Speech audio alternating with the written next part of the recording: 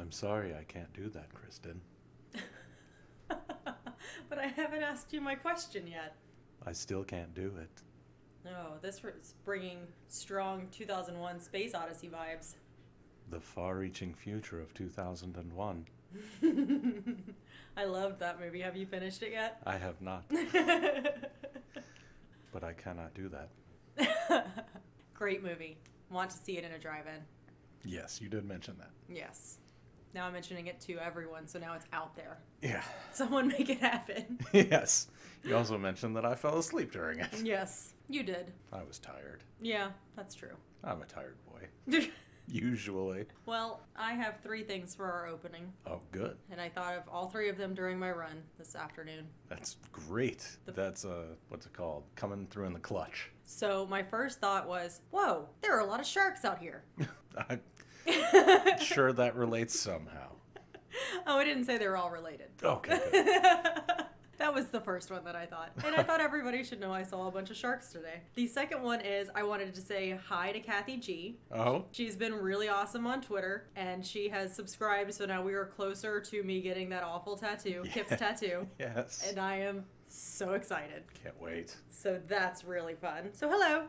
And my third is we are doing Ghost in the Machine. We are. And I was wondering, have you ever worked with someone like this Lamanna character? No, I have not had very many office jobs, and the ones I had were very, your work was your own. Autonomous jobs? Yeah, it was accounting. Oh, not partnered jobs? No, it was like, here, this stack of bills to pay is yours, this stack of bills to pay is yours. Okay. Yeah, because man, what a character. Yeah. Didn't like him. No, he was very annoying. I wonder if that actor did much else. I don't know. I didn't think to look. But if you have a story about working with someone like Lamanna, I would love to hear it. So just tweet at me at the Cast Files, or no, at Cast Files on Twitter, and maybe I'll share some. Yeah. You can keep them anonymous. That's fine. You can keep them non-anonymous as well. I can go after some of your old coworkers. Call everybody out by name. Then I'd be interested. That would be crazy. I don't want to burn anybody. I do. Real people? Yes. Burn all the people. Oh no. Well, okay, so we did Ghost in the Machine. We haven't seen much character development with Scully still. No, the only development we've gotten out of her so far is that her and Mulder are starting to really click. Yes, and I do appreciate that. I was just another thing I was thinking on my run today. It was a long run, guys. I was thinking a lot of stuff. I'm wondering when the Scully's character will kick in. Oh, another reason I'm thinking about this is because I'm reading Devil's Advocate to my 14-year-old and my husband, and it's the air quotes Scully backstory. That's our bonus content. And I will not be sharing how I feel about it on the regular feed because that's premium content right there. I'm sure we're going to do a bonus chapter or something. Oh, that's all Patreon. That's behind the paywall. Because there's cussing. Oh, yeah. We don't do cussing on the regular feed. Okay, I might have to do cut a chapter with Riley because he's not cussing. He wasn't. Don't look at me like that. It would be odd for him not to, actually. I'm not going to put the chapter where you're eating pizza directly into the microphone. Unless you guys want that as ASMR, just let me know. I guess we can cut that too. It's a lot of fun, and I'm looking forward to dropping it. Yeah, it'll be good. Well, do you have anything else to say about Ghost in the Machine or 2001 Space Odyssey or... I'm afraid I don't, Kristen. I read a whole article about how 2001 A Space Odyssey is about food. I must have seen that over your shoulder. No, you didn't. So I don't know why I would have seen that. You were asleep in bed snoring. Then apparently I saw that same article for some reason. You know why? Why? I tweeted it. Oh. That's why. Wow.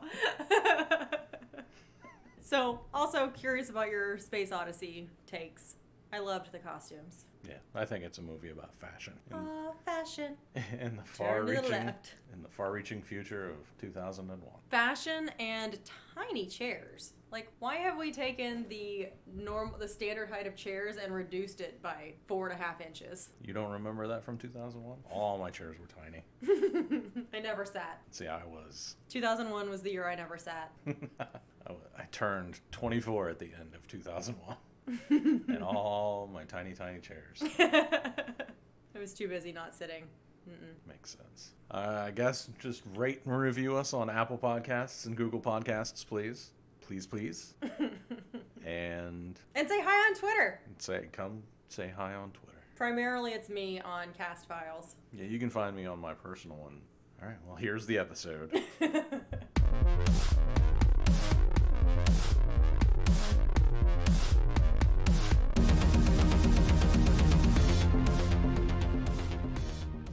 Greetings, listeners, domestic, international, and extraterrestrial. I'm Dave Reed. And I'm Kristen Riley, and this is The Cast Files. I'm a nerd who somehow never saw The X-Files. And I watched it when it originally aired. The Cast Files is a podcast where we watch and discuss every episode of The X-Files, spoiler-free. This episode is Season 1, Episode 7, Ghost in the Machine. It originally aired October 29th, 1993, to a viewership of 9.5 million. It was directed by Gerald Freeman and written by Alex Ganza and Howard Morgan. So, David, before we get started, how did you feel about this episode? I don't have any strong feelings about this episode in particular. It seems a little not supernatural. Yeah. Which I have a note about later. I looked up some of the reviews, which is why I asked up top, and I'll get into some of the wild reviews later. But I did want to give you the inside scoop up top while we're talking about the writers. So Howard Gordon and Alex Ganza have admitted that they were not computer literate. That makes sense. And they felt this was a detriment to their writing. Yeah. Well, fortunately, I'd say what the nature of their computer, you don't need to be computer literate about because they're just making stuff up. I agree. Gordon was disappointed in the episode, stating that it still qualifies as one of my biggest disappointments. Wow. He also ranked it as the worst episode of the first season. Oh, wow. Worse than Squeeze. Yeah. Okay. It's funny how much we come back to Squeeze because we really liked Henry Longstreet. Yeah, Harry. Oh. Harry Longstreet. Really liked man whose name I got wrong. Okay, so you ready to get into it? Yeah. So we start out in Crystal City, Virginia, headquarters of a software company called Eurisco. Founder Brad Wilczek and Chief Executive Officer Benjamin Drake are arguing about downsizing measures. Drake's tone of voice is so off-putting, we both looked at the screen at the same time to see if it was coming from him. Yeah, he sounds like he's dubbed. It's really wild. Later he sounds okay, but that opening, he does. He sounds dubbed. Yeah, I wonder if during shooting they couldn't capture his voice or something and he had to redub his own voice. Oh, maybe. It was weird. I just noticed that we both looked up at the same time. Yeah. It was very strange. So they are arguing and Wilczek yells, "You're killing me. You're killing my company." And he storms out. Before he slams the door, he says, "You're going to regret this." Man, I can't remember what it was that he said, but he said something that made me write down, oh, is this going to be one of those episodes where I agree with the, quote, bad guy? Because I remember being, like, I'm on Wilczek's side in this argument. Yes, he was, because he was talking about cutting budgets to research and development, and the other guy, Drake guy, is obviously the standard CEO bad guy. Executive bad guy. Yes. And Brad is the artist who created the company. Yes. Got forced out somehow.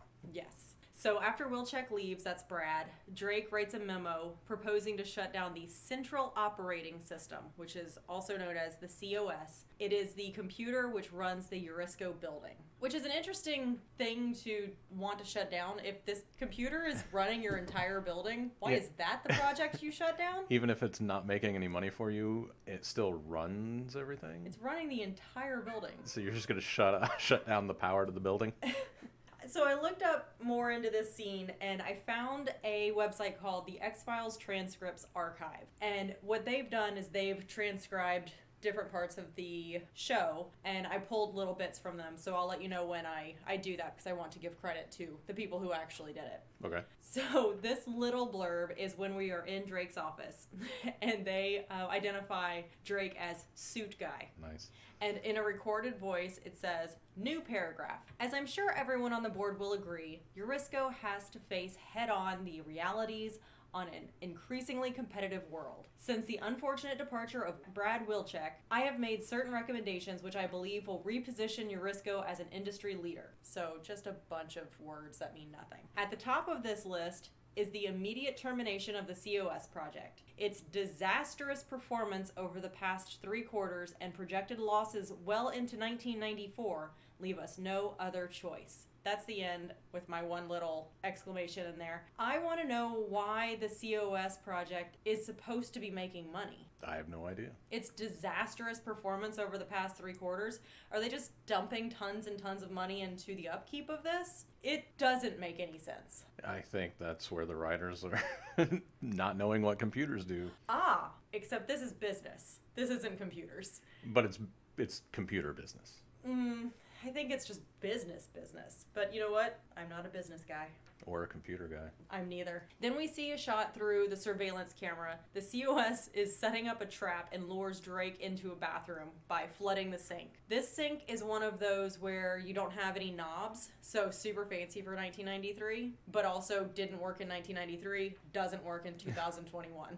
It's one of those that's like a waterfall thing, so I don't know how you operate one of those without a knob. He's wiped his hand across it like he was trying to get it to pick up on him, but it ignores him. They all ignore me, so don't feel bad, Drake. Drake hears the water splashing on the floor from the bathroom and goes to investigate. While he's in the bathroom, the phone rings. A recording tells him the time. The recording is obviously Wilczek's voice, as he created the COS and most likely voiced its commands. It's obviously Wilczek. The actor who plays Wilczek has a voice that's recognizable, and so we had this whole first scene with Wilczek, and then 30 seconds later we hear his voice again. It's not long enough for us to have forgotten his very specific voice. Even if it's a little bit mechanical. The door locks behind Drake, who is now standing in water, and he tries a key card, which fails. I asked, why is there a key card to leave a personal bathroom? This bathroom is in his office. It's not outside his office. This is Drake's personal bathroom. He also can't get out with the key card, so he has to insert his key to manually override the locked door from the inside of his personal bathroom. Who set this up? Somebody who doesn't know how computers work. Or bathrooms. When was the last time you needed a key card and a physical key to get out of a bathroom? It all comes down to not knowing what computers do. Right. All trails lead to that. All right. Well, he puts the key in the ignition. It certainly turns into one.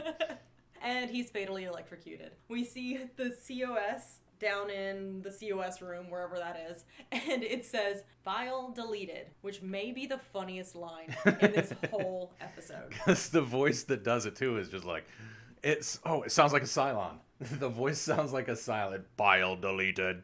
It doesn't sound like Wilczek. No. And it's the deepest voice, and it murdered a guy and called that file deleted. Yeah, the body's still there, so the file's not deleted. It isn't. There's evidence everywhere. You know what? The hard drive is there, but the files are deleted because his brain's done. Ooh! Yes! Yeah. Good job, you and the COS. Yeah, I'm as smart as the COS.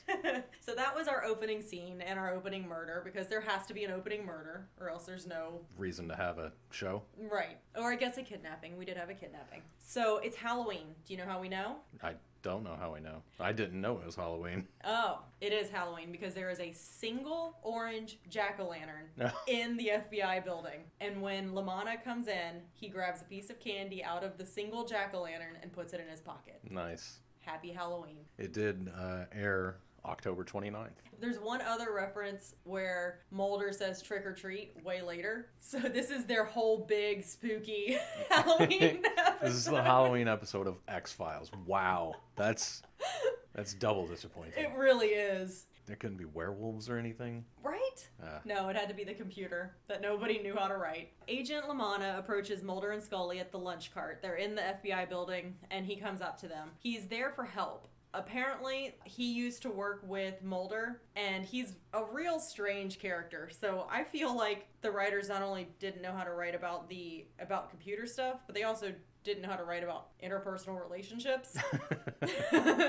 You would think, since they're a writing team, that they would know how friendships work. Right. So it's an interesting interaction. Mulder is obviously uncomfortable that LaManna has shown up. Yeah. But we don't know why yet. LaManna is asking for help. He says that the person in charge of this murder investigation is Nancy Spiller. aka the Iron Maiden. Iron Maiden. And when Scully knows who she is, and when Scully says we called her the Iron Maiden, Lamanna says on a good day. And it's apparent before we know anything about Lamanna that he's in real trouble. And they also never show why this lady's supposed to be such an a-hole. No, we don't see her at all. Perfectly. We see her once in the profile. Oh, you're right. Scene, but she's just perfectly reasonable. She's like, okay, good job. Right. She's just listening to a profile, being and saying good job. You're right. You're right. I forgot about that part, but yes. This is the first time that we see Mulder refuse to help a colleague. So if you think about it, in the other episodes when he was called in, and even with other people not wanting his, air quotes, not wanting his help, or making fun of the X-Files or whatever, Mulder was still very gung-ho about getting to the answers. He would brush people off when they made fun of him and a variety of things. He was just very into the scene. This is the first time that he says no. Mulder actually says, look, Jerry, I'd like to help you out, but we're not on general assignment. Yeah.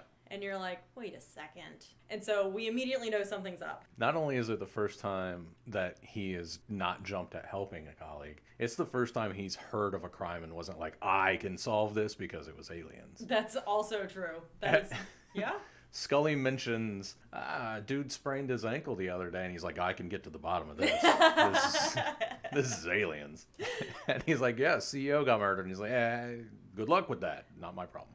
Right. When Mulder says, thanks but no thanks, Lamanna lays it on thick. He says, Drake wasn't just a CEO of a Fortune 500 company. He was a good friend of the Attorney General's. To which you said, of course he was. Yeah. Every CEO of everything is in tight with some politician. Of course. Maybe in 1993 we didn't know that. I'm sure. Well, I mean, I was 16 when this aired. Yeah, I knew that when I was 16. To be fair, I was 10, so I probably didn't care. Probably not. In the next scene, Mulder and Scully were on their way to the Eurisco World Headquarters. Scully asks why he and Lamanna were no longer partners. It's a cute scene where they banter back and forth, but it does give us some real insight into Lamanna's work style, the FBI's capabilities when dealing with hate crimes, and how mediocre white guys fail up.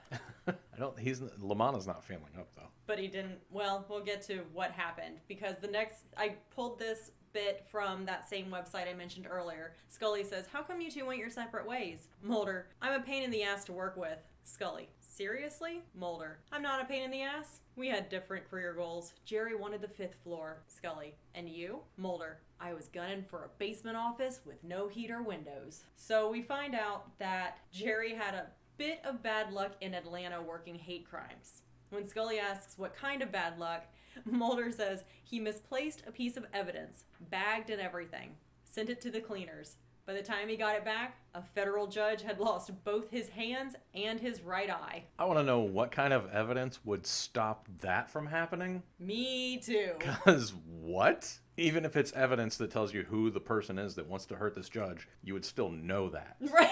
Right. So you could tell somebody, hey, this person is the one who wants to hurt that judge. Keep an eye on them. Instead, this evidence causes a judge to lose his hands and an eye. I am confused. You are confused? I am confused. One confused? They go to the elevator, and on their way up to Drake's office on the 29th floor, which is really the 28th floor, because there is no 13th floor. Oh.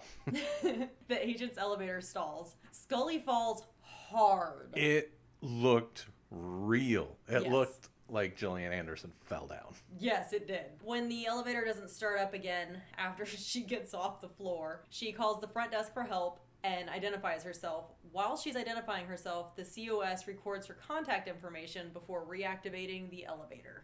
Yeah, it's spying on her. Yes. Again, we have an enemy that spots her as a potential problem and not Mulder. Ooh. This is twice now. You're right. Toombs Squeeze. did the same thing. Mm-hmm. Going back to Squeeze. Apparently, we love this episode. This one or Squeeze? Squeeze. I mean, because we were talking about Squeeze. Yes. Apparently, we love that episode. I think we're even going though to we think we hate it. We're going to reference it in every episode watch. I am confused again. They end up at the crime scene, which is the executive bathroom that you have to unlock yourself out of. While they're examining the crime scene, the agents meet Claude Peterson, the Eurisco building's systems engineer. There's a lot of tech jargon that I didn't bother writing down because if they didn't know what they were talking about and we don't know what they're talking about, it doesn't matter. Lamanna does say that it would take a lot of heat to melt a steel key because, as you remember, Drake put his key into the ignition and it melted. It fused in. So I looked up how hot it has to be for stainless steel to melt, and it's between 2,500 and 2,800 degrees Fahrenheit. That's enough to turn sand into glass. Yes. I'm glad you remembered. Yay! But that's stainless steel. How much for regular steel? Didn't give me regular steel. Or aluminum? I didn't look at aluminium. Okay. I just looked up steel, and stainless was the one that they gave me. While they're up there, Mulder does ask if Peterson would be able to crack the system, indicating that Peterson may be a suspect. And Peterson's like, whoa, hey, I'm just the building super. I don't know anything about anything. Can I leave? Next, we are back in the FBI building. Mulder and Scully are late for the profile meeting. This is where we meet the Iron Maiden Right. that I had forgotten about. Who seems like a perfectly nice lady. Yes, she seems... That's it. Yeah, you said it. Mulder can't find his profile on his desk. His desk is a super mess, but he thinks he knows where it's at, and he can't find it. They leave without it, and once they arrive at the profile meeting, it quickly becomes clear that Lamanna has stolen Mulder's profile. When Mulder confronts him after the meeting, because Mulder is a professional and doesn't call him out in the middle of the meeting, Lamanna proves himself to be ripe for a position with the Good Old Boys Club. Yes, that's what I remarked and wrote down as well. He acts like Donal Logue in Squeeze. Yes! He fits right in with that whole group. Yep, he is blowing it off as no big deal and reminds Mulder that the only reason Mulder is on the case is because Lamanna got him on it. Yep. I asked you to help me. You helped me. What's the big deal? Yeah. Garbage. I hate him. You can tell that when they were partners, Mulder just covered for him constantly. Yes. Which is why Mulder did not want to do this, because he knew it would just be him doing the work and Lamanna taking credit. Yep. After that, Mulder and Scully go to Wilczek's house, which looks like a one-story office building to me. Wilczek is not surprised to see them, and he has this whole neat versus scruffy people speech. So he's describing the computer science industry. He says, you can divide the computer science industry into two types of people. Neat and scruffy. Neat people like things neat. They wear nicely pressed suits and work on surface phenomena, things they can understand, market shares, and third quarter profits. He also pretends that he didn't have immense privilege growing up by explaining how he started the company. I started Eurisco out of my parents' garage. I was 22 years old. I just spent a year following around the Grateful Dead. I was wondering, does his parents' garage look a lot like the garage where Jeff Bezos created Amazon that is attached to a 1,600 square foot, $1.5 million house? Yes. With a giant loan from his parents? Yes. So my comment about his whole super privilege, that he's uninitiated and doesn't realize that he's super privileged. He just spent an entire year not working. Yeah. At 22, or I guess 21. But still, come on. Come on. It's a lot of, you know what? I'm going to depart from you a little bit on this because the people who follow the Grateful Dead were not worth any money. They literally were able to do that because they would sell grilled cheese and stuff like that to other people who were at the concerts. Well, I've got news for you. Wilczek was not a grilled cheese maker. Maybe not, but I'm going to tell you that following the Grateful Dead does not mean that you are well off. I'm not saying anything negative about other Deadheads. Oh, I'll talk all kinds of crap about Deadheads because I dislike hippies a lot, but I don't. I have no shade against hippies. Yeah, they're all boomers. They all turned into people who pulled up the ladder behind them. F those people. Well, I do have a problem with them, with boomers. Yeah.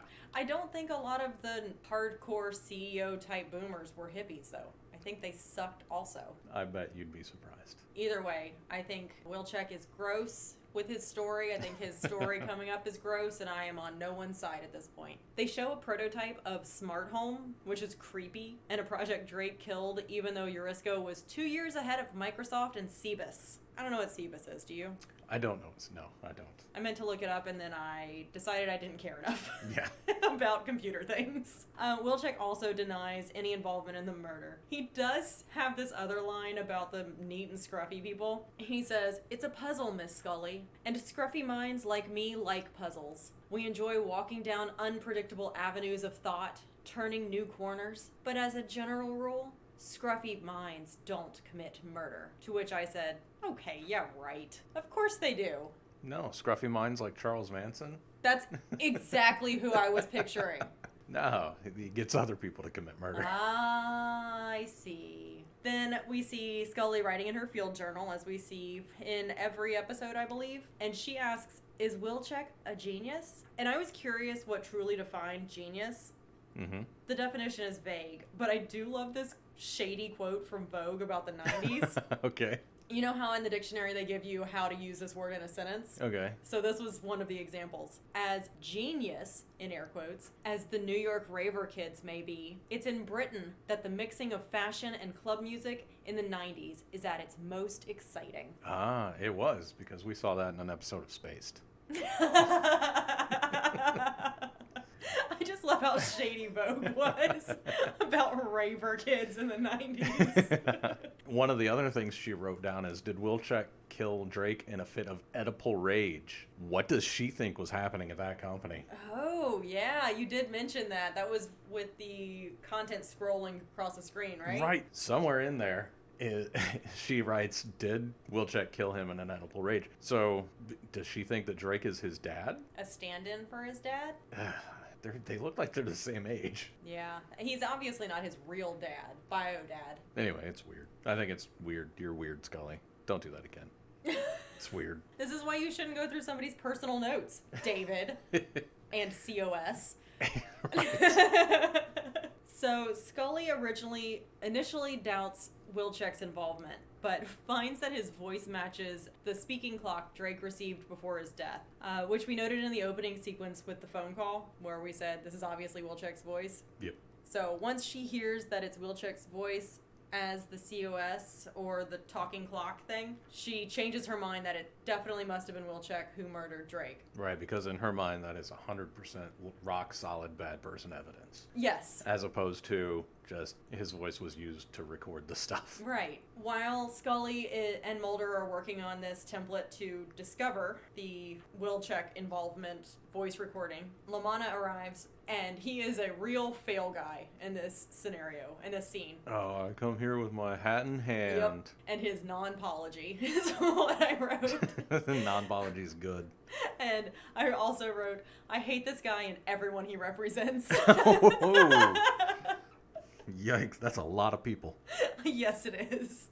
They talk a little while, and LaManna decides to take off to arrest Wilczek after once again doing none of the work. I like how Scully is doing her voice matchup things.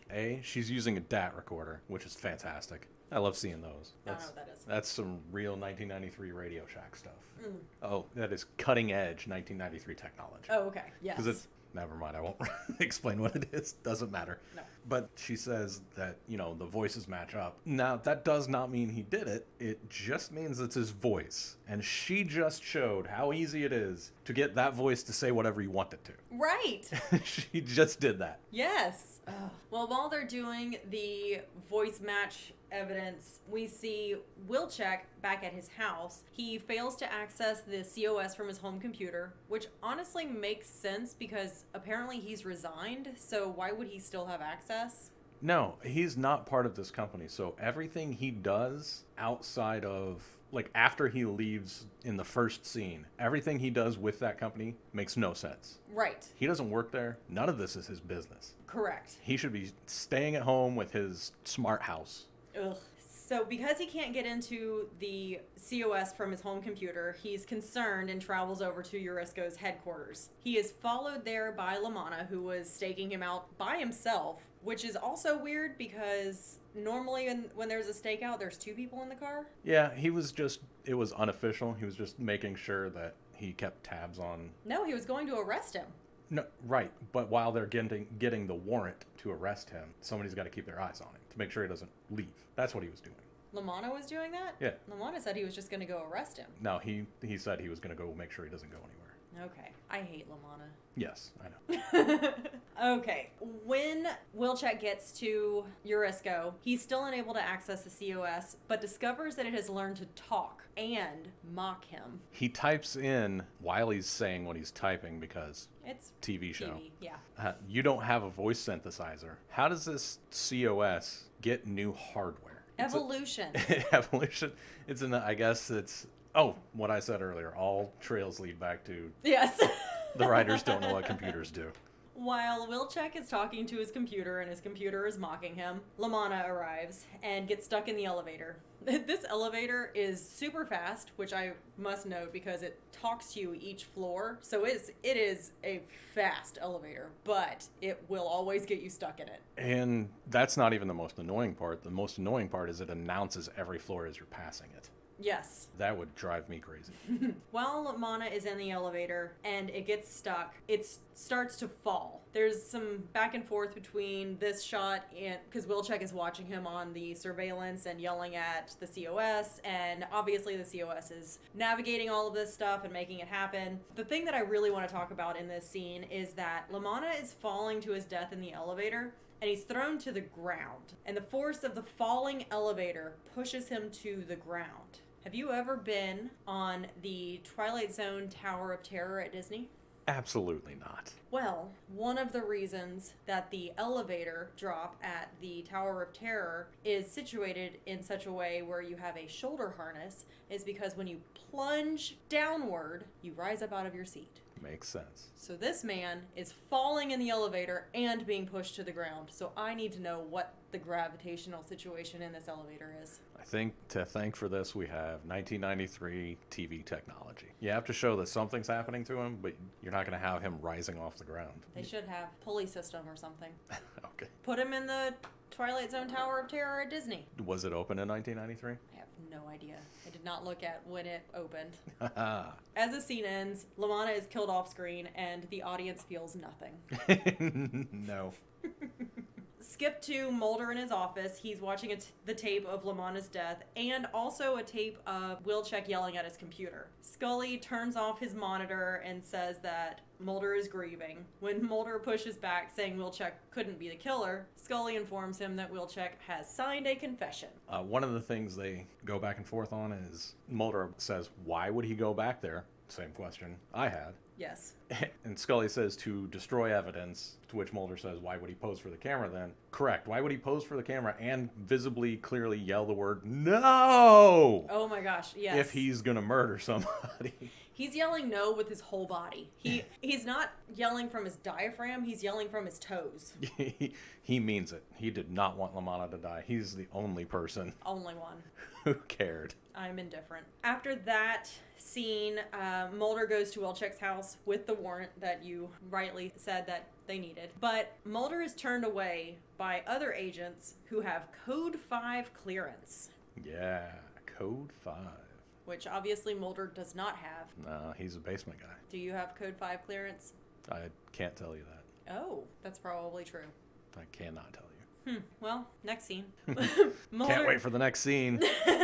Mulder is unhappy with his Code 5 clearance that negates his own warrant, but leaves. But because he's not satisfied, he goes to Deep Throat. He goes and meets up with the bathroom troll. Yes. And the bathroom troll does not disappoint. He answers questions with questions. He dodges everything. He does general bathroom trolley things, and I wrote down a bunch word for word. Okay, so I also have scenes. Well, I just have, he said, he answers a question with, what do you think they'd want with the most innovative programmer in this hemisphere? That's not an answer. He says, how much do you know about artificial intelligence? Do you remember Helsinki? The first time a chess-playing computer ever beat a grandmaster? Yes, Mulder remembers everything, because it's all aliens, so he remembers it all. But it's just so great. Thank you, Bathroom Troll, for continuing your bathroom trolliness. I appreciate you. I hope everybody else appreciates you. Well, I'm glad you love this segment because I actually have a segment to add here too.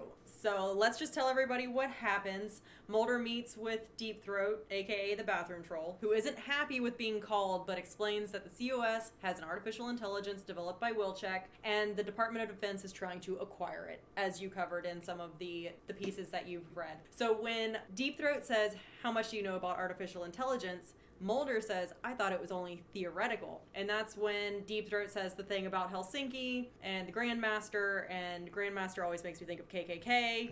So, yikes. Deep Throat also says, and the rumor was that he did it by developing the first adaptive network. And Mulder says, adaptive network? And Deep Throat says, it's a learning machine. So I have this book called You Look Like a Thing and I Love You by Janelle Shane. It is how artificial intelligence works and why it's making the world a weirder place. And I think everybody should read this because it is delightful.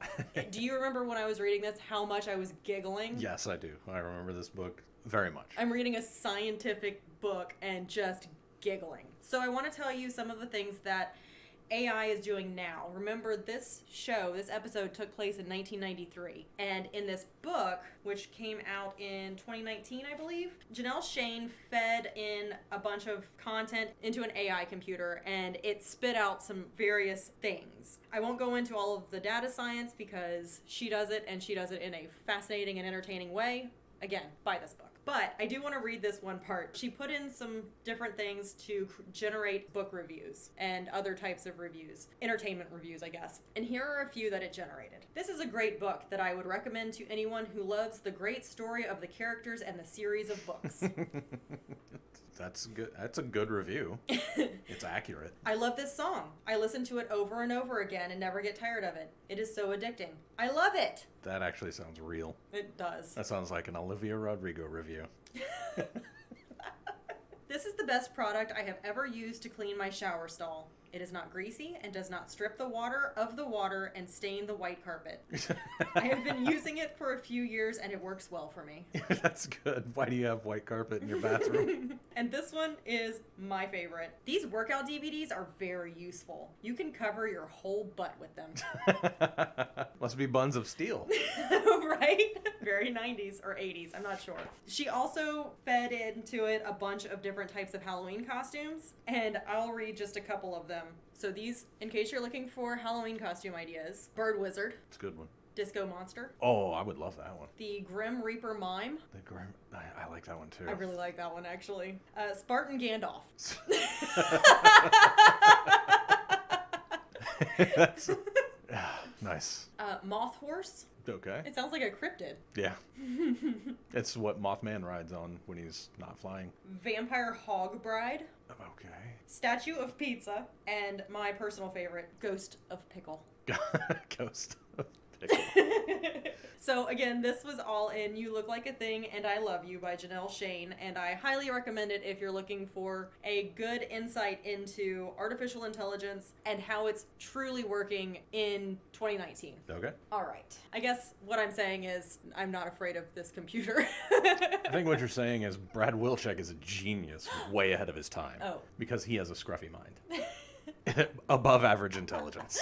Of course, yes. After meeting with Deep Throat, Mulder goes to meet with Wilczek, who has falsely confessed to Lamanna's murder, as we knew from Scully earlier. Wilczek complains about having to wear shoes because eccentric millionaire. Scruffy mind. Then he complains about the consequences of his and others' actions, but Mulder isn't having it. He goes right where I expected him to, with I am become death, destroyer of worlds. Yes. So he says, after the bomb was dropped on Hiroshima and Nagasaki, Robert Oppenheimer spent the rest of his life regretting he'd ever glimpsed an atom. And Mulder says, Oppenheimer may have regretted his actions, but he never denied responsibility for them. Which is true. And then Wilczek said, he loved the work, Mr. Mulder. His mistake wasn't sharing it with an immoral government. I won't make the same mistake. No, the mistake was creating the thing. And you've already made that mistake, Mr. Wilczek. It's already done. Which is where I have a problem. He's talking about, well, you're probably getting ready to talk about this, so I'll wait for you. Okay. Oh, nope, I don't. I go into the computer virus piece, so go ahead and say whatever you're going to say. So he talks about how there's, the lesser of two evils. I'm going to sit in jail instead of, I don't know what the other evil is, because the machine's already built. Yes. He seems to not realize this. The machine is built and it's out there. It's sitting there. And does he think nobody else is ever going to figure it out? Probably. He's a genius, remember? Of above average intelligence. It just makes no sense to me that those are his options. Is the best case scenario is me sit in jail, but the computer is still out there running. So he's doing nothing. That's usually what millionaires want to do. Yeah, he thinks he's facing the consequences for his actions, but the consequences are not done yet. No. So Mulder convinces Wilczek to develop a computer virus that can destroy the COS after this whole will he won't he scenario. Scully doesn't accept Mulder's belief that the COS is sentient, but later discovers that the machine is hacking into her computer. When she's arguing with Mulder, he says, I forget what he says. Like, why would he say that the computer is alive or whatever? And she says as an alibi, and it's a bad one. He's already in jail. He would not Right. come up with an alibi. No, that doesn't make sense. So, sorry, Alex Ganza and Howard Gordon on that one, too. You clearly don't know what alibis are as well as computers. Scully joins Mulder at the Eurisco building to help him destroy the machine. That was a bunch of scenes mashed up into one because that was really moving it forward. When she showed up, I wanted her to do a little dance while eating sunflower seeds and telling Mulder he was wasting his time. Yeah, that would be perfect. Because we of course have to reference Squeeze again. Man, we might have to do a bonus episode just about Squeeze and do a deeper dive on it. You know what? How it's so influential in our brains anyway. You will not be disappointed as we go forward. But I do want to say that Scully is more professional than I'll ever be with a partner, but I do fully reserve my right to taunt my partner. I know very well. I'm just saying. Mulder and Scully agree to go inside the Eurisco building, and the COS hinders the agents getting into the parking garage by destroying another car. They're 0 for 2 with these cars in the last couple of episodes. They walk inside and climb 28 flights of stairs when the COS shuts down the building's power. Because remember, the COS is controlling literally everything, including how the water flows in the bathroom faucet. It just let them get 28 floors up. Mm-hmm. Mulder doesn't want to get electrocuted, and he brings his oven mitt to test the door. I believe it's probably an insulated glove. He probably did not borrow Darlene Morris's oven mitt. No. No. All right. Well, whatever. He doesn't want to get electrocuted, and so he doesn't, which is great. Scully ends up climbing into the air vents. Well, before she goes up in the air vents, he covers up the camera with the glove. Yes. Which made me think, why haven't you just been smashing all of the cameras on your way up? Since you're walking past all of them, you don't want it to know where you're at. Smash all of the cameras. Because of budgets. Okay. You don't want to cost Eurisco too much money? No, I mean actual production budget. I know, but in my version, it's funny. Okay. They're thinking about the Eurisco's budget. Yes, the only house that they destroy is, what's her name, Darlene? Well, that's the NSA. NSA does that. Oh, the NSA destroys. FBI is very, you know what? Here comes a true statement. FBI is very concerned about corporations' budgets and costs. Moving on.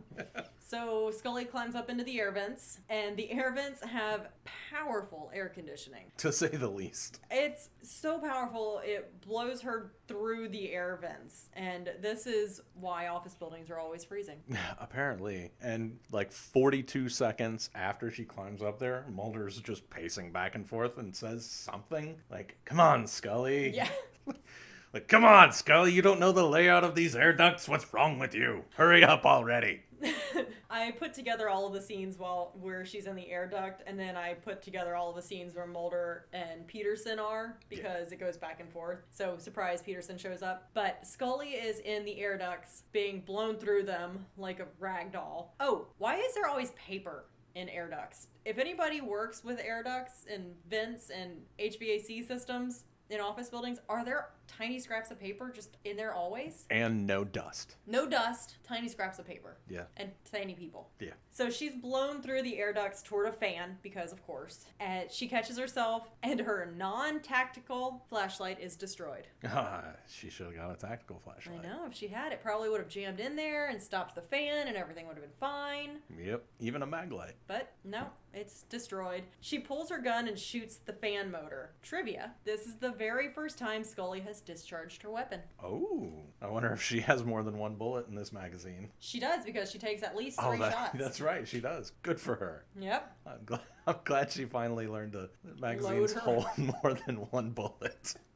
To load her weapon. So while Scully is battling the COS and the HVAC, Peterson comes through the door that Mulder was expecting Scully to come through. Peterson takes Mulder to the COS control room, where Mulder uses the code Wilczek gave him to access the computer. However, this is where Peterson reveals himself as a mole for the Defense Department, and he tries to stop Mulder from uploading the virus. Scully arrives, all banged up, and holds Peterson at gunpoint. Peterson tries to talk Scully into following higher orders. He has this whole scene about how he's trying to talk her into choosing the greater good.